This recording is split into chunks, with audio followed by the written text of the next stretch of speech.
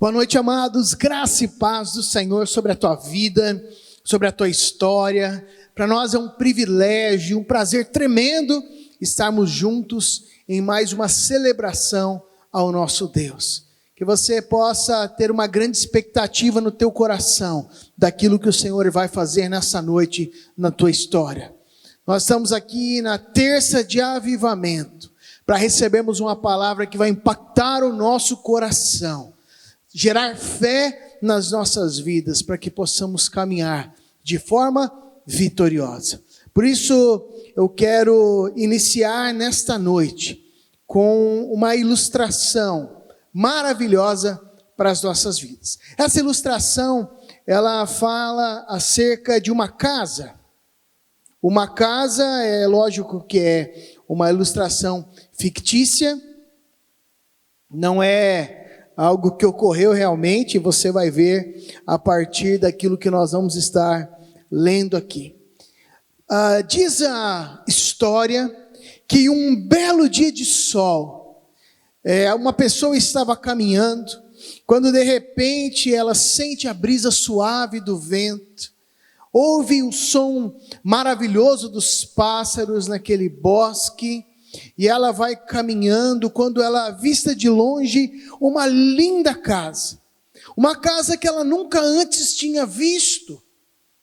Ela pode ali observar as janelas de longe, uma casa aparentemente muito linda, mas à medida que ela vai chegando perto daquela casa, com uma grande expectativa de conhecer mais e ver as belezas que aquela casa ocultava no seu interior, ela então pode vislumbrar grandes e enormes portas que aparentavam ser muito pesadas, e aquela casa demonstrava ser uma grande e bela fortaleza. Mas quando ela chega próximo daquela casa, aquelas portas, para surpresa, se abrem automaticamente. E de repente, ela estava dentro de uma linda sala. Uma sala que estava toda ali composta, mas quando ela olha para o teto, ela vê que aquela casa começa a desabar. E ela logo começa a ouvir, e o silêncio e o som dos pássaros e o sentimento daquela brisa suave dão lugar a uma gritaria tremenda e uma grande bagunça que acontecia naquela casa. Foi quando ela ouve o teto gritar e dizer: eu sou a parte mais importante dessa casa, sou eu que a protejo, somente eu. Suporto o sol, eu suporto as tormentas, as chuvas. A pessoa que estava ali acha estranho, né? Mas antes mesmo dela conseguir entender o que estava acontecendo, né? O que estava acontecendo naquela casa, ela ouve as obras de arte que estavam ali na parede protestarem em alto, em bom som. E elas diziam o seguinte: nós somos únicas nessa casa, somos as mais caras, todos que entram pela porta principal olham para nós, somos nós que trazemos a beleza para este lar, somos raras, riquíssimas, caras, somos nós que trazemos a singularidade e a beleza para este local. A pessoa então tapou os seus ouvidos de tão alto que era o protesto das obras de arte, e ela continua indo em frente, adentrando pelos cômodos da casa, quando de repente uma mobília tão bem torneada, entalhada em madeira de lei, ela queria praticar canibalismo com as outras partes da casa, ou seja, a mobília estava engolindo as outras partes da casa. Sob um ataque de raiva, ela queria engolir as obras de arte, e ela começou a declarar: eu sou a única parte digna dessa casa, eu dou conforto, eu decoro. E ali pessoa estava assustada, continuou na jornada em conhecer então aquilo que até aquele momento era desconhecido. Foi quando a pessoa encontrou o cofre com uma postura que trazia medo, ameaça. E o cofre então ele ameaçava destruir tudo, ameaçava devorar toda a estrutura da casa, e bradava com voz de trovão: eu financio tudo, eu comprei vocês, eu os trouxe à existência, curvem-se diante do meu poder, eu sou o Deus desta casa. Achei que iria morrer soterrado, estava com muito medo, disse a pessoa, parecia que tudo ia desabar, depois do teto, do cofre, das outras estruturas que disputavam agressivamente entre si, para mostrar sua supremacia. Ouvi outra área da casa se manifestando, mas dessa vez era uma voz suave, meiga e singela, uma voz que sussurrava debaixo da terra e não aterrorizava. Era a voz do alicerce. Diferente das demais estruturas da casa, o alicerce não queria ser a melhor, nem a maior de todas as partes da casa. Apenas gostaria de ser reconhecido como parte do conjunto. Todavia, ao ouvir a voz do alicerce, todas as outras partes o condenaram veementemente. O cofre foi o primeiro. Cheio de orgulho, ele disse: você nos envergonha, porque é a parte mais suja dessa casa. O teto, embriagado de soberba, o desprezou, dizendo: jamais alguém entrou nessa casa e perguntou sobre o alicerce. Você não merece destaque. As obras de arte declararam arrogantemente: você é indigno de reivindicar seu valor. Assuma sua posição inferior. A mobília foi taxativa: você é insignificante, olhe para onde você está localizado. E assim, o alicerce foi rejeitado por todas as demais estruturas dessa casa. Humilhado, rechaçado e sem espaço para continuar fazendo parte daquela construção, resolveu deixá-la. Qual foi o resultado? A casa desabou. Vamos orar? Senhor Jesus, nessa noite nós queremos apresentar as nossas vidas diante de Ti, pedir que o Senhor venha falar conosco, ministrar as nossas vidas, e encher a nossa vida de fé, nos fortalecer e avivar os nossos corações. Nós oramos em nome de Jesus, amém e amém. Vamos abrir as nossas Bíblias em 1 Pedro, capítulo de número 5, versículo 8 a 11. 1 Pedro 5, de 8 a 11. Pedro nos diz o seguinte: sejam sóbrios e vigiem. O diabo, o inimigo de vocês, anda ao redor como um leão, rugindo e procurando o que devorar. Resistam-lhe permanecendo firmes na fé, sabendo que os irmãos que vocês têm em todo o mundo estão participando dos mesmos sofrimentos. O Deus de toda a graça, que os chamou para a sua glória eterna em Cristo Jesus, depois de terem sofrido durante pouco tempo, Ele mesmo vos há de aperfeiçoar, firmar, fortificar e fundamentar. A Ele seja o poder para todo sempre. Amém.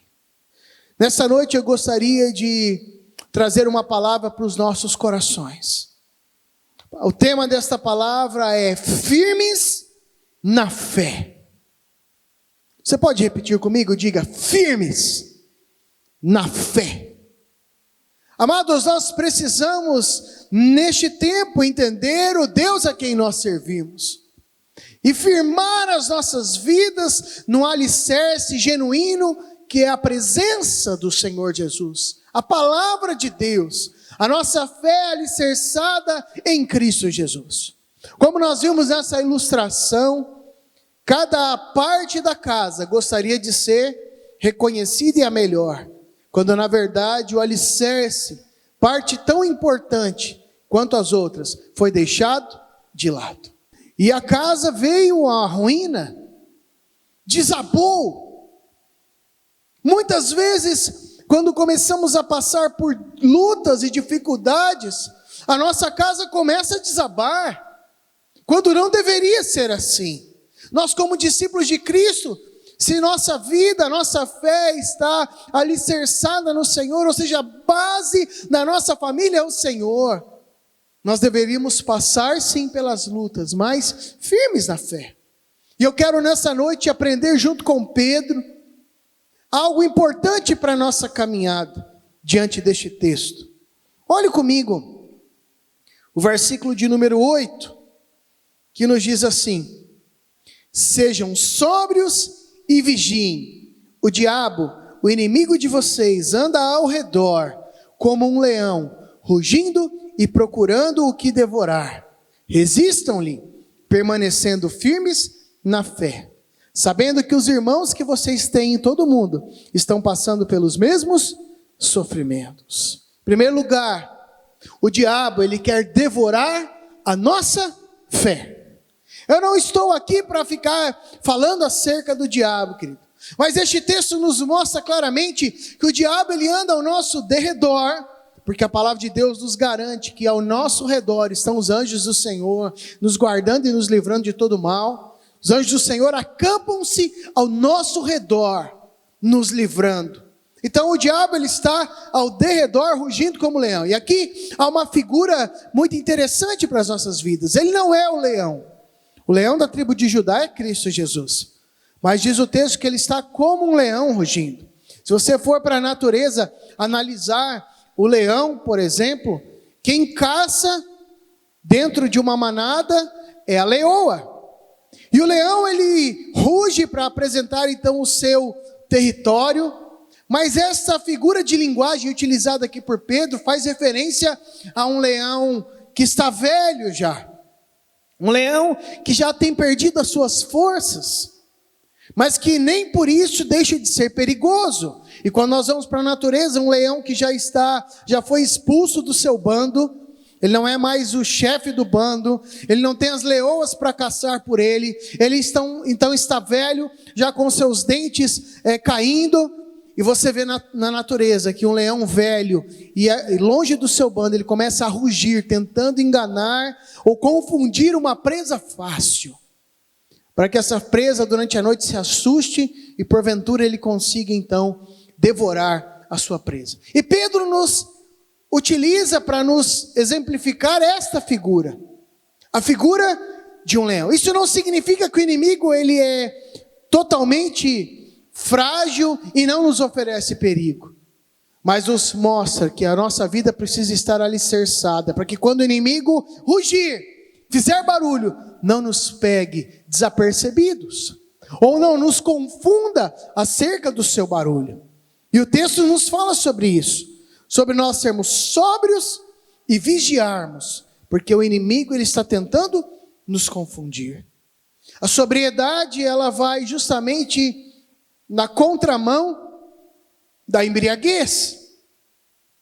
Uma pessoa que está embriagada, ela perde o controle de si mesma, ela não sabe muitas vezes o que está acontecendo, ela paga mico, faz coisas que não deveria fazer, mas o Senhor, ele diz através de Pedro: vocês precisam ser sóbrios, ou seja, precisam saber muito bem o que vocês estão fazendo, ter a plena consciência das decisões que vocês tomam, e vigiem, estejam com seus olhos atentos, sabendo o que está acontecendo, mas atentos a qualquer artimanha e armadilha do nosso adversário. Precisamos entender, querido, que os métodos de Satanás, do nosso adversário, eles influenciam a cultura e a sociedade que nós vivemos. A palavra de Deus diz que o mundo jaz no maligno, está no maligno. Os métodos de Satanás influenciam a economia e a política, as ideologias e as religiões do mundo. O nosso papel é resistir firmes na fé e influenciar o mundo, como também a sociedade, a economia, a política, as ideologias, a cultura, as religiões, com os princípios inegociáveis do reino de Deus. O Senhor nos chama a resistir na fé, enquanto o inimigo ele quer devorar a nossa fé, nos confundindo, corrompendo a nossa fé, através das influências do mundo, das influências sobre a cultura, a política e outras áreas. O Senhor nos chama nessa noite a resistir, firmes na fé, com sobriedade, com vigilância. É importante nós entendermos que nós estamos em guerra, não contra carne ou sangue, não contra pessoas, mas estamos em uma guerra espiritual, onde o nosso adversário ele quer devorar a nossa fé. É interessante porque lá em Lucas, capítulo de número 22, verso 31 e 32, Jesus disse para Pedro: Simão, Simão, eis que Satanás vos reclamou para vos peneirar como trigo. Eu, porém, roguei por ti, para que a tua fé não desfaleça. Tu, pois, quando te converterdes, fortalece os teus irmãos. Fortalece os teus irmãos. Satanás requer a vida de Pedro para peneirá-lo como trigo, disse o próprio Jesus. E ele roga ao Pai para que a fé de Pedro não desfaleça. E para que depois que ele se convertesse realmente, ele pudesse então fortalecer os seus irmãos. Meu irmão, isso é tempo de nós firmarmos a nossa caminhada e nos fortalecermos e resistirmos firmes na fé. Não é tempo de medo, não é tempo de confusão, não é tempo de você ficar apavorado. Pelo contrário, é tempo de nós lembrarmos de quem é o nosso Deus, aquele em que nós depositamos a nossa fé. Está passando por luta na tua casa? Não desfaleça, resista firme na fé. Está passando por lutas na tua saúde? Não desfaleça, resista firme na fé. Que a tua vida, a tua fé esteja alicerçada no Rei dos Reis e no Senhor dos Senhores. Que a tua vida esteja firmada na rocha eterna, na pedra angular. Há muitas pessoas apavoradas com o momento atual que nós vivemos. Meu querido, acalma o teu coração. Onde você tem alicerçado a tua vida? Numa casa onde cada pessoa quer aparecer mais do que a outra, a ruína é simplesmente uma questão de tempo. Mas se a tua família é uma família firmada no Rei dos Reis e no Senhor dos Senhores, a tua fé não pode ser abalada nesse momento. Pelo contrário, você precisa resistir. Firme na fé. Resista na presença do Senhor. Porque a nossa fé não está baseada em homens. A nossa fé não está baseada em diagnósticos. A nossa fé está baseada no Rei dos Reis e no Senhor dos Senhores. Jesus de Nazaré. Mesmo que o inimigo quer devorar a nossa fé, resista, firme na fé, que a tua vida esteja embasada, alicerçada no Rei dos Reis e no Senhor dos Senhores. Entenda, em segundo lugar, que a nossa força vem de Deus. A nossa força não vem das circunstâncias, a nossa força não vem dos momentos, a nossa força vem de Deus. Olha o que nos diz o versículo de número 10. O Deus de toda a graça, que os chamou para a sua glória eterna, em Cristo Jesus, depois de terem sofrido durante pouco de tempo, Ele mesmo vos há de aperfeiçoar, firmar, fortificar e fundamentar. A Ele seja o poder para todo sempre. Amém. Grife aí na tua Bíblia: aperfeiçoar, firmar, fortificar e fundamentar. Amados, a nossa força vem de Deus, não vem das circunstâncias, não vem dos momentos. A nossa força não vem de um templo. Dá muita saudade, queridos, nós não estamos reunindo aqui no templo, estamos cada um nas nossas casas, mas a nossa fé não vai ser abalada, porque a nossa fé não está no templo, a nossa fé está no Senhor, a nossa força vem de Deus, aquele que criou todas as coisas, aquele que não permite que os nossos pés vacilem, aquele que não dorme, aquele que é o guarda de Israel, aquele que é o nosso guarda, o Deus das nossas vidas. Diz que as tribulações, depois de nós termos sofrido durante um pouco de tempo, ou seja, vão passar. Essa pandemia vai passar. Esta luta na tua família vai passar. Este momento que você está vivendo vai passar. As tribulações passam. Você pode ministrar a pessoa que está próxima a você? Diga assim: as tribulações. Diga forte, querido, as tribulações. Diga, vão passar. As tribulações vão passar. Mas entenda que não importa qual é a ordem, de onde vem essa tribulação, por um erro teu, ou por uma circunstância natural, ou por uma luta que você está vivendo, as tribulações, as lutas, têm funções na nossa vida. Elas têm funções muito específicas de Deus para a nossa caminhada. E são essas: aperfeiçoar, firmar, fortificar e fundamentar. Aperfeiçoar fala de deixar algo maduro, experimentado. Ou seja, cada uma dessas lutas não deve trazer pavor ao nosso coração, mas trazer maturidade na nossa fé. E aí eu quero te perguntar, você não precisa perguntar para a pessoa que está aí do teu lado, não. Não quero trazer intriga, não, meu irmão ou minha irmã. Mas eu quero te perguntar, e aí, você está verde ou maduro?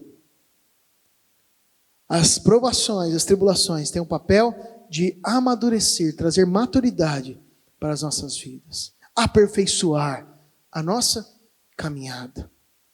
Segundo lugar, firmar. Ou seja, trazer firmeza para servir e suportar os ataques na fé. Tudo isso que está acontecendo não fugiu dos propósitos do nosso Deus. Deus, ele não perde o controle de nada. Ele continua no controle de todas as coisas.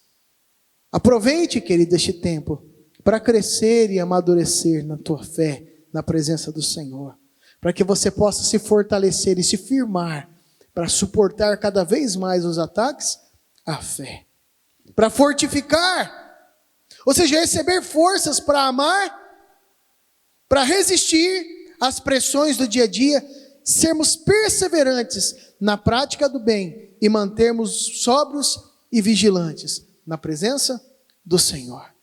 Vou repetir: nos fortalecer, nos fortificar para amar, resistir às pressões, sermos perseverantes na prática do bem e manter-nos sóbrios e vigilantes.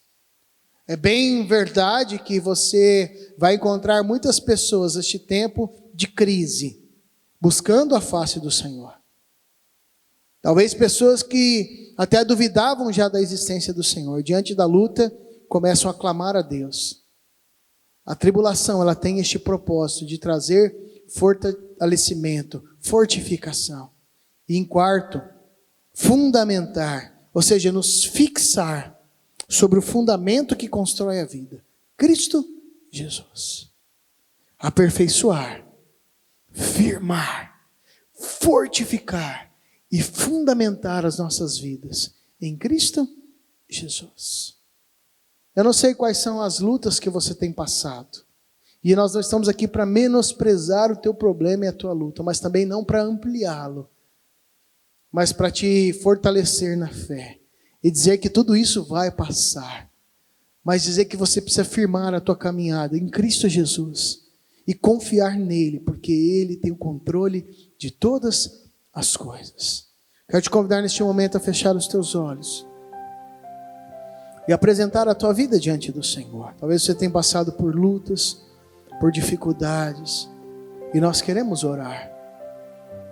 Oh, Jesus, Tu és tremendo, ó Deus. Vem com Teu poder. Vai colocando a tua vida diante do Senhor, colocando as tuas petições. Esta é noite de avivamento, é noite de poder de Deus, é noite de unção dele derramada sobre nós, é noite de milagres, é noite de fortalecimento da nossa fé, em nome de Jesus. Espírito Santo de Deus, nós queremos apresentar as nossas vidas diante do Senhor.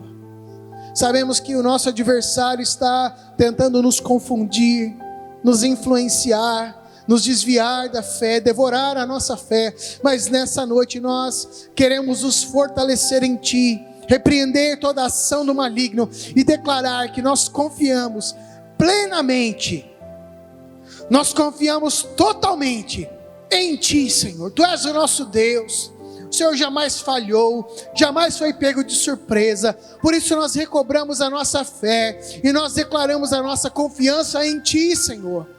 Vem com a Tua providência sobre nós, vem com a Tua providência sobre cada irmão, cada irmã que está me ouvindo nessa noite, Senhor. O Senhor alcance as suas famílias, alcance, ó Deus, as suas finanças, alcance a sua saúde, alcance, ó Deus, cada área que necessita do milagre do Senhor. Vem com o Teu poder, Senhor.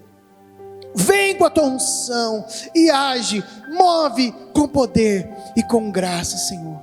Nós pedimos e Te agradecemos, em nome de Jesus. Amém e amém.